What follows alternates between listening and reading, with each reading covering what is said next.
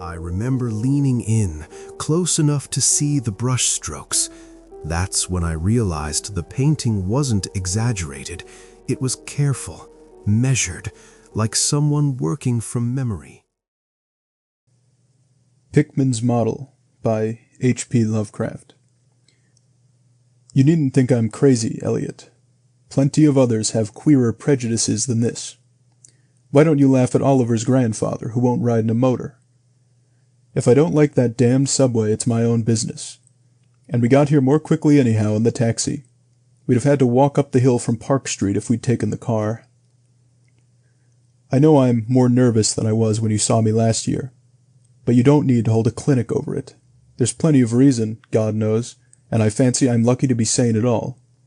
Why the third degree? You didn't used to be so inquisitive. Well, if you must hear it, I don't know why you shouldn't. Maybe you ought to, anyhow, for you kept writing me like a grieved parent when you heard I'd begun to cut to the art club and keep away from Pickman. Now that he's disappeared, I go around to the club once in a while, but my nerves aren't what they were. No, I don't know what's become of Pickman, and I don't like to guess. You might have surmised I had some inside information when I dropped him, and that's why I don't want to think where he's gone. Let the police find what they can. It won't be much, judging from the fact that they don't know yet of the old North End place he hired under the name of Peters. I'm not sure that I could find it again myself. Not that I'd ever try, even in broad daylight.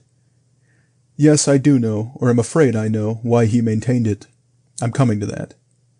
And I think you'll understand before I'm through why I don't tell the police. They would ask me to guide them, but I couldn't go back there even if I knew the way.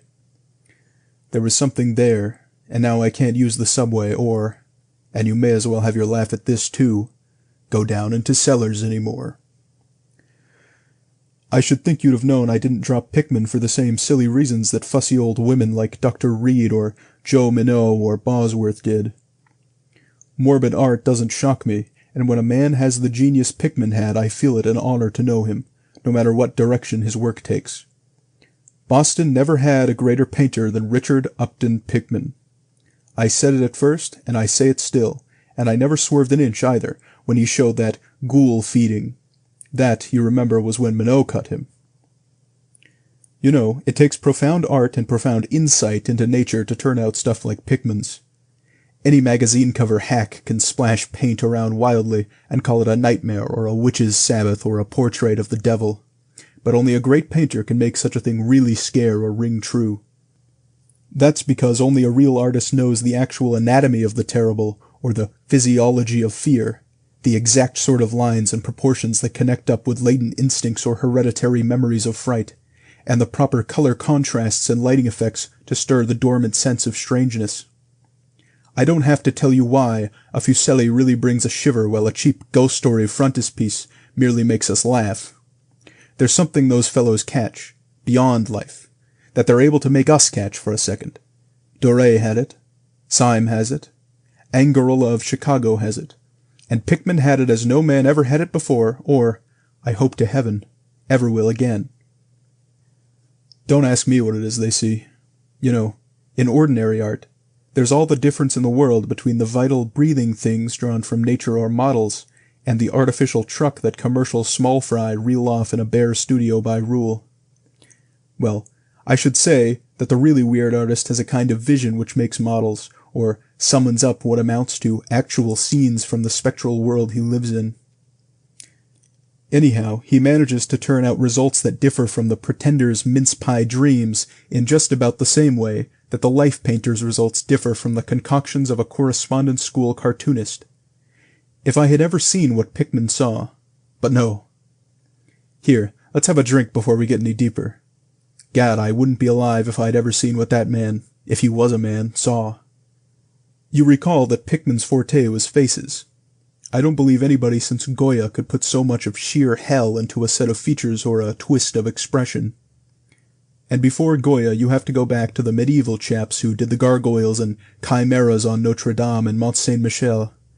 They believed all sorts of things, and maybe they saw all sorts of things too, for the Middle Ages had some curious phases. I remember your asking Pickman yourself once, the year before you went away, wherever in thunder he got such ideas and visions. Wasn't that a nasty laugh he gave you? It was partly because of that laugh that Reed dropped him. Reed, had just taken up comparative pathology and was full of pompous inside stuff about the biological or evolutionary significance of this or that mental or physical symptom. He said Pickman repelled him more and more every day, and almost frightened him toward the last, that the fellow's features and expression were slowly developing in a way he didn't like, in a way that wasn't human. He had a lot of talk about diet, and said Pickman must be abnormal and eccentric to the last degree. I suppose you told Reed, if you and he had any correspondence over it, that he'd let Pickman's paintings get on his nerves or harrow up his imagination. I know I told him that myself, then. But keep in mind that I didn't drop Pickman for anything like this. On the contrary, my admiration for him kept growing, for that ghoul feeding was a tremendous achievement. As you know, the club wouldn't exhibit it, and the Museum of Fine Arts wouldn't accept it as a gift, and I can add that nobody would buy it, so Pickman had it right in his house till he went. Now his father has it in Salem. Pickman comes of old Salem stock, and had a witch ancestor hanged in 1692. I got into the habit of calling on Pickman quite often, especially after I began making notes for a monograph on weird art.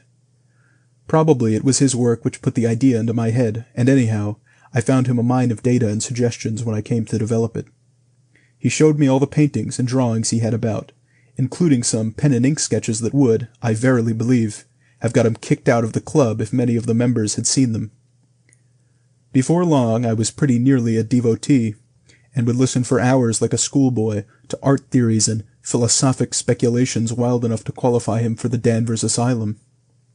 My hero worship, coupled with the fact that people generally were commencing to have less and less to do with him, made him get very confidential with me, and one evening he hinted that if I were fairly close-mouthed and none too squeamish, he might show me something rather unusual, something a bit stronger than anything he had in the house.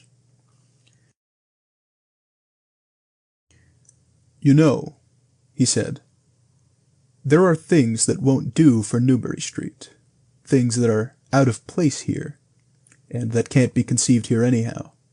It's my business to catch the overtones of the soul, and you won't find those in a parvenu set of artificial streets on made land. Back Bay isn't Boston. It isn't anything yet, because it's had no time to pick up memories and attract local spirits. If there are any ghosts here, they're the tame ghosts of a salt marsh and a shallow cove. And I want human ghosts, the ghosts of beings highly organized enough to have looked on hell and known the meaning of what they saw. The place for an artist to live is the North End. If any aesthete were sincere, he'd put up with the slums for the sake of the massed traditions. God, man, don't you realize that places like that weren't merely made, but actually grew? Generation after generation lived and felt and died there, and in days when people weren't afraid to live and feel and die. Don't you know there was a mill on Copp's Hill in 1632, and that half the present streets were laid out by 1650?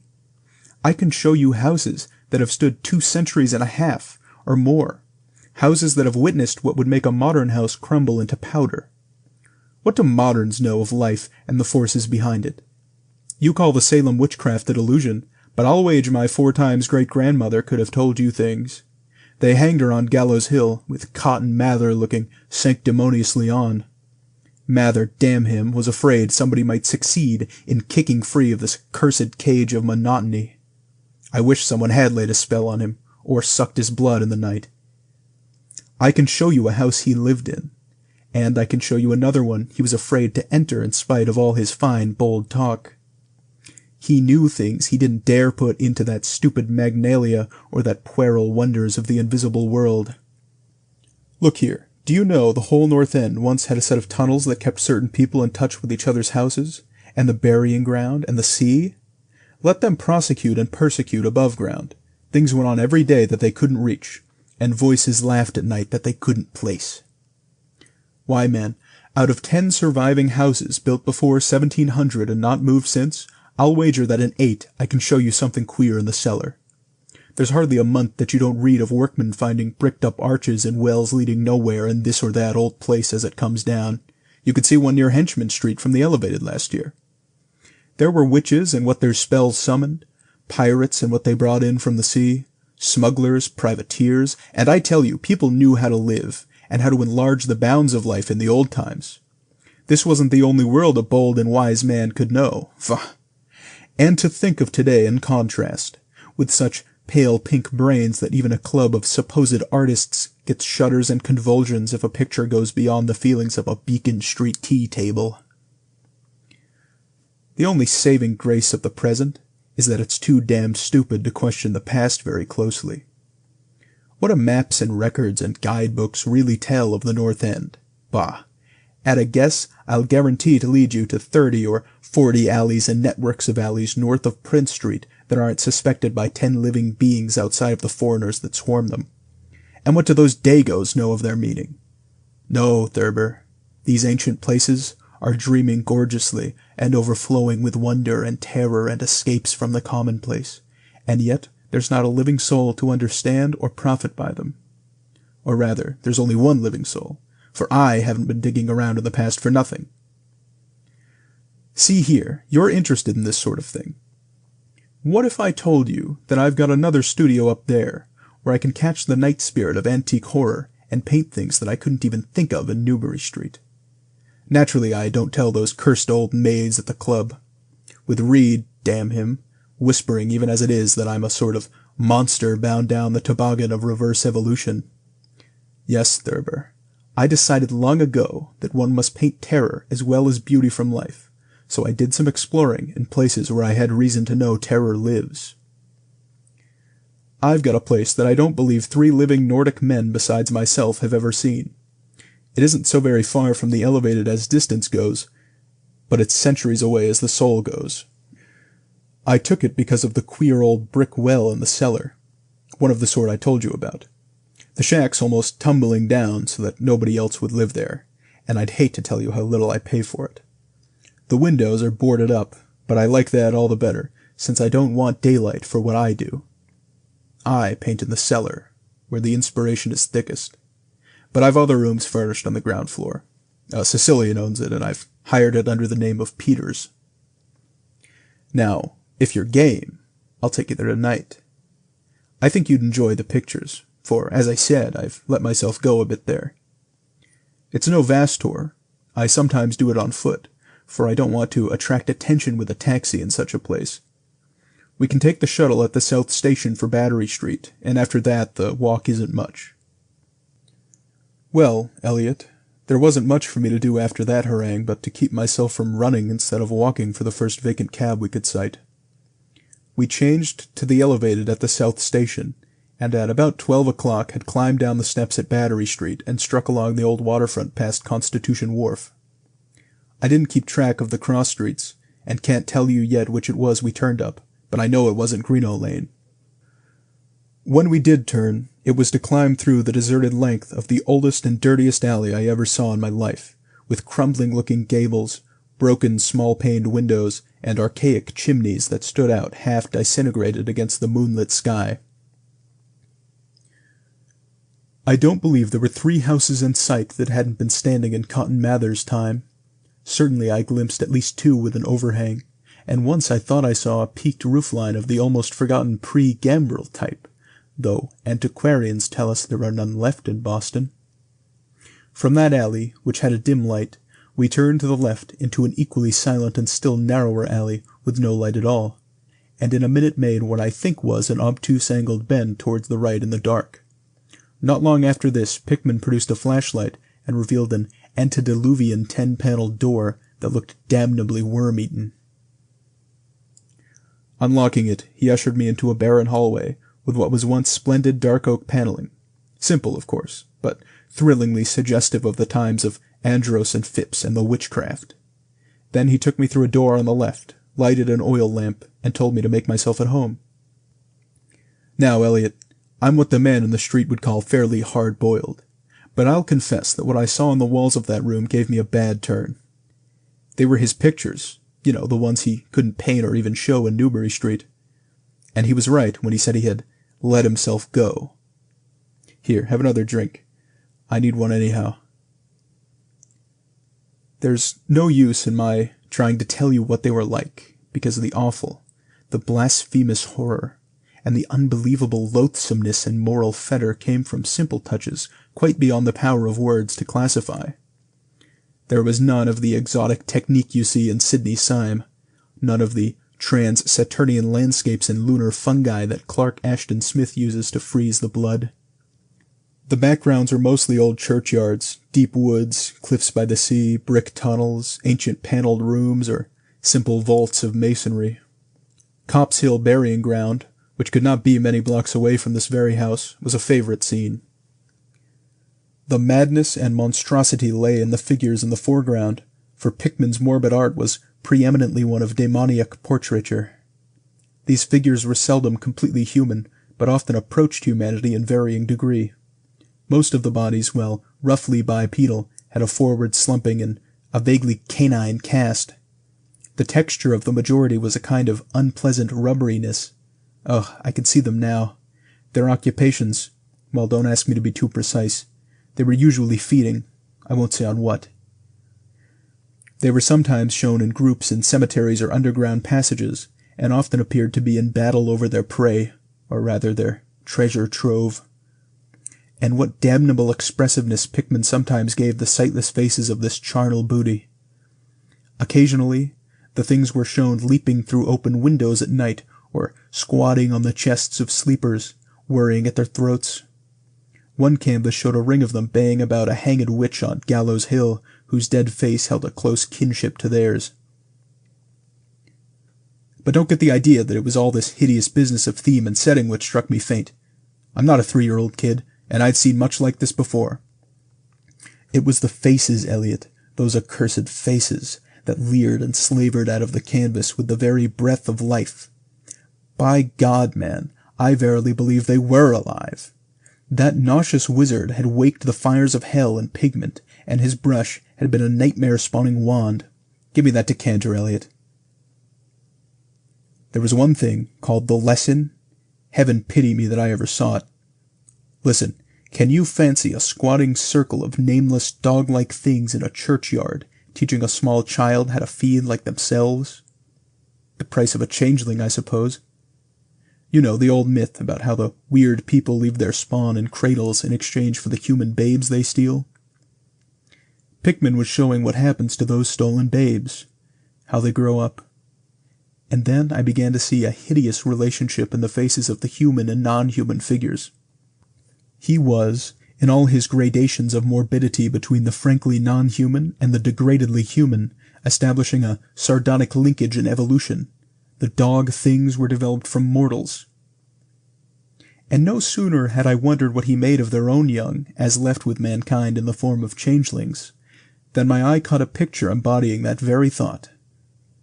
It was that of an ancient Puritan interior, a heavily beamed room with lattice windows, a settle, and clumsy 17th century furniture, with the family sitting about while the father read from the scriptures. Every face but one showed nobility and reverence, but that one reflected the mockery of the pit. It was that of a young man in years, and no doubt belonged to a supposed son of that pious father, but in essence it was the kin of the unclean things. It was their changeling, and in a spirit of supreme irony, Pickman had given the features a very perceptible resemblance to his own. By this time Pickman had lighted a lamp in an adjoining room, and was politely holding open the door for me, asking me if I would care to see his modern studies. I hadn't been able to give him much of my opinions. I was too speechless with fright and loathing. But I think he fully understood and felt highly complimented. And now I want to assure you again, Eliot, that I'm no mollycoddle to scream at anything which shows a bit of departure from the usual. I'm middle-aged and decently sophisticated, and I guess you saw enough of me in France to know I'm not easily knocked out. Remember, too, that I'd just about recovered my wind and gotten used to those frightful pictures which turned colonial New England into a kind of annex of hell. Well, in spite of all this, that next room forced a real scream out of me, and I had to clutch at the doorway to keep from keeling over.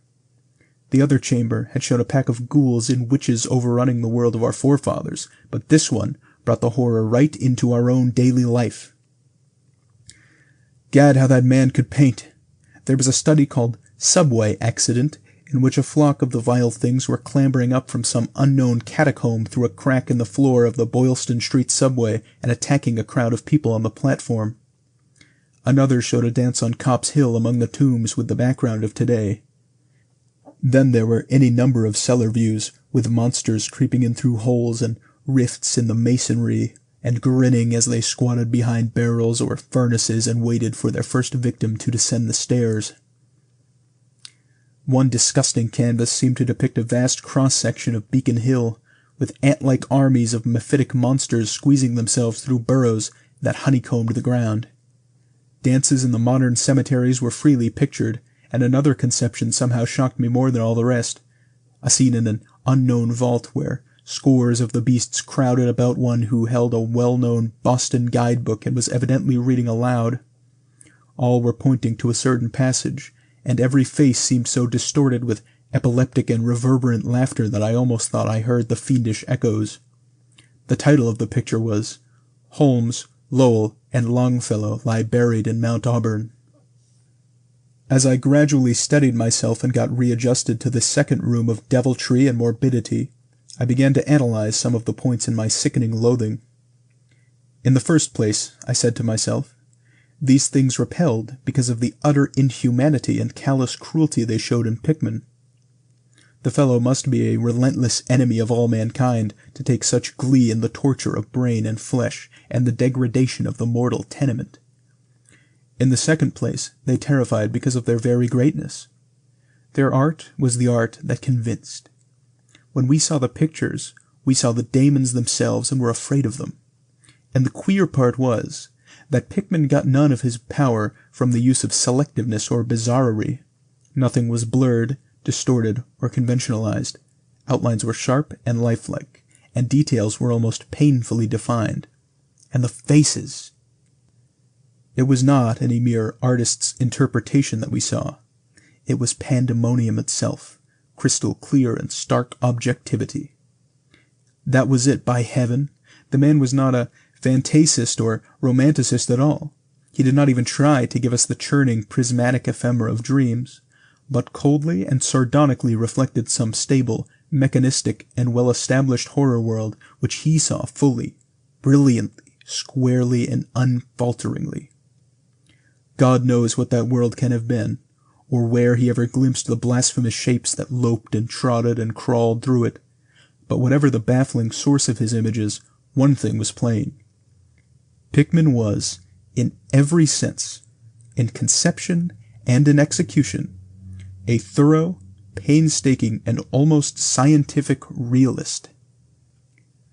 My host was now leading the way down cellar to his actual studio, and I braced myself for some hellish effects among the unfinished canvases. As we reached the bottom of the damp stairs, he turned his flashlight to a corner of the large open space at hand, revealing the circular brick curb of what was evidently a great well in the earthen floor. We walked nearer, and I saw that it must be 5 feet across, with walls a good foot thick and some 6 inches above the ground level. Solid work of the 17th century, or I was much mistaken. That, Pickman said, was the kind of thing he had been talking about. An aperture of the network of tunnels that used to undermine the hill. I noticed idly that it did not seem to be bricked up, and that a heavy disk of wood formed the apparent cover. Thinking of the things this well must have been connected with if Pickman's wild hints had not been mere rhetoric, I shivered slightly. Then turned to follow him up a step and through a narrow door into a room of fair size, provided with a wooden floor and furnished as a studio. An acetylene gas outfit gave the light necessary for work. The unfinished pictures on easels or propped against the walls were as ghastly as the finished ones upstairs, and showed the painstaking methods of the artist. Scenes were blocked out with extreme care, and penciled guidelines told of the minute exactitude which Pickman used in getting the right perspective and proportions. The man was great. I say it even now, knowing as much as I do. A large camera on a table excited my notice, and Pickman told me that he used it in taking scenes for backgrounds so that he might paint them from the photographs in the studio instead of carting his outfit around the town for this or that view. He thought a photograph quite as good as an actual scene or model for sustained work, and declared he employed them regularly. There was something very disturbing about the nauseous sketches and half-finished monstrosities that leered around from every side of the room. And when Pickman suddenly unveiled a huge canvas on the side away from the light, I could not for my life keep back a loud scream, the second I had admitted that night. It echoed and echoed through the dim vaultings of that ancient and nitrous cellar, and I had to choke back a flood of reaction that threatened to burst out as hysterical laughter. Merciful Creator! Elliot, but I don't know how much was real and how much was feverish fancy. It doesn't seem to me that Earth can hold a dream like that. It was a colossal and nameless blasphemy, with glaring red eyes, and it held in bony claws a thing that had been a man, gnawing at the head as a child nibbles at a stick of candy. Its position was a kind of crouch, and as one looked one felt that at any moment it might drop its present prey and seek a juicier morsel. But damn it all, it wasn't even the fiendish subject that made it such an immortal fountainhead of all panic. Not that, nor the dog face with its pointed ears, bloodshot eyes, flat nose, and drooling lips. It wasn't the scaly claws, nor the mold-caked body, nor the half-hooved feet. None of these, though any one of them might well have driven an excitable man to madness. It was the technique, Elliot. The cursed, the impious, the unnatural technique. As I am a living being, I never elsewhere saw the actual breath of life so fused into a canvas. The monster was there. It glared and gnawed and glared, and I knew that only a suspension of nature's laws could ever let a man paint a thing like that without a model, without some glimpse of the netherworld which no mortal unsold to the fiend has ever had. Pinned with a thumbtack to a vacant part of the canvas was a piece of paper now badly curled up. Probably, I thought, a photograph from which Pickman meant to paint a background as hideous as the nightmare it was to enhance. I had reached out to uncurl and look at it, when suddenly I saw Pickman start as if shot. He had been listening with peculiar intensity ever since my shocked scream had waked unaccustomed echoes in the dark cellar, and now he seemed struck with a fright which, though not comparable to my own, had in it more of the physical than of the spiritual. He drew a revolver and motioned me to silence, then stepped out into the main cellar and closed the door behind him. I think I was paralyzed for an instant. Imitating Pickman's listening, I fancied I heard a faint scurrying sound somewhere, and a series of squeals or bleats in a direction I couldn't determine. I thought of huge rats and shuddered. Then there came a subdued sort of clatter which somehow set me all in goose-flesh, a furtive, groping kind of clatter, though I can't attempt to convey what I mean in words. It was like a heavy wood falling on stone or brick. Wood on brick. What did that make me think of? It came again, and louder. There was a vibration as if the wood had fallen further than it had fallen before. After that followed a sharp grating noise, a shouted gibberish from Pickman, and the deafening discharge of all 6 chambers of a revolver, fired spectacularly as a lion-tamer might fire in the air for effect. A muffled squeal or squawk, and a thud, then more wood and brick grating, a pause, and the opening of the door, at which I'll confess I started violently. Pickman reappeared with his smoking weapon, cursing the bloated rats that infested the ancient well. "The deuce knows what they eat, Thurber," he grinned, for those archaic tunnels touched graveyard and witch den and seacoast. But whatever it is, they must have run short, for they were devilish anxious to get out. Your yelling stirred them up, I fancy. Better be cautious in these old places. Our rodent friends are the one drawback, though I sometimes think they're a positive asset by way of atmosphere and color. Well, Elliot, that was the end of the night's adventure. Pickman had promised to show me the place, and heaven knows he had done it. He led me out of that tangle of alleys in another direction, it seems, for when we sighted a lamp-post, we were in a half-familiar street with monotonous rows of mingled tenement blocks and old houses. Charter Street, it turned out to be, but I was too flustered to notice just where we hit it. We were too late for the elevated, and walked back downtown through Hanover Street. I remember that walk. We switched from Tremont up Beacon, and Pickman left me at the corner of Joy, where I turned off.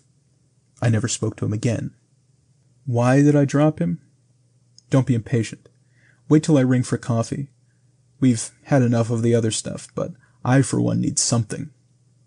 No, it wasn't the paintings I saw in that place, though I'll swear they were enough to get him ostracized in 9/10 of the homes and clubs of Boston. And I guess you won't wonder now why I have to steer clear of subways and cellars. It was something I found in my coat the next morning. You know, the curled-up paper tacked to that frightful canvas in the cellar. The thing I thought was a photograph of some scene he meant to use as a background for that monster. That last scare had come while I was reaching to uncurl it, and it seems I had vacantly crumpled it into my pocket. But here's the coffee. Take it black, Elliot, if you're wise. Yes, that paper was the reason I dropped Pickman. Richard Upton Pickman, the greatest artist I have ever known, and the foulest being that ever leaped the bounds of life into the pits of myth and madness. Elliot, old Reed was right. He wasn't strictly human. Either he was born in strange shadow, or he'd found a way to unlock the forbidden gate. It's all the same now, for he's gone. Back into the fabulous darkness he loved to haunt. Here, let's have the chandelier going. Don't ask me to explain or even conjecture about what I burned. Don't ask me, either, what lay behind that mole-like scrambling Pickman was so keen to pass off as rats. There are secrets, you know, which might have come down from old Salem times, and Cotton Mather tells even stranger things. You know how damned lifelike Pickman's paintings were, how we all wondered where he got those faces. Well, that paper wasn't a photograph of any background after all. What it showed was simply the monstrous being he was painting on that awful canvas.